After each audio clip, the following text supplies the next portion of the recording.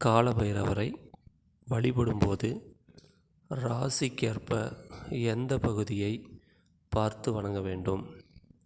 மேசராசி தலையினை பார்த்து வணங்க வேண்டும்.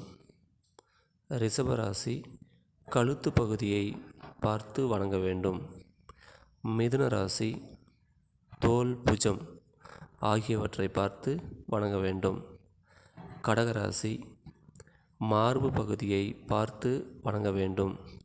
சிம்ம ராசி வயிறு பகுதியை பார்த்து வணங்க வேண்டும்.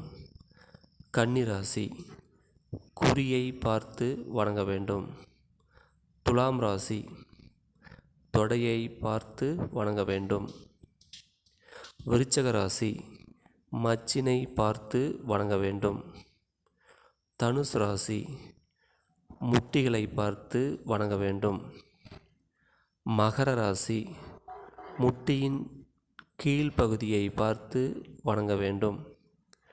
கும்பராசி பாதங்களை பார்த்து வணங்க வேண்டும்.